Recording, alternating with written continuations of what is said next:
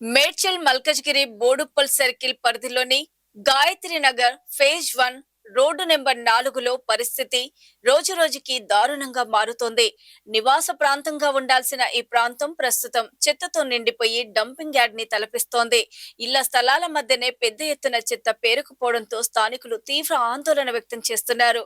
Road పక్కనే కాకుండా కాలనీలోని ఖాళీ స్థలాలు కూడా చెత్తతో నిండిపోయాయి.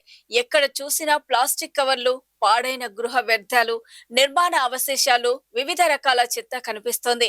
ఈ పరిస్థితి వల్ల దుర్వాసన వ్యాపించి దోమలు, ఈగలు పెరిగి ప్రజల ఆరోగ్యంపై తీవ్ర ప్రభావం చూపుతున్నాయి. కొందరు నిర్లక్ష్యంగా ఇళ్ల చెత్తను పడేస్తున్నారని స్థానికులు ఆరోపిస్తున్నారు.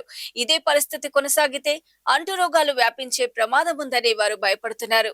ఈ విషయంపై పలుమార్లు సంబంధిత అధికారులకు ఫిర్యాదు చేసినప్పటికీ ఇప్పటి వరకు ఎలాంటి చర్యలు తీసుకోలేదని కాలనీవాసులు ఆవేదన వ్యక్తం చేస్తున్నారు.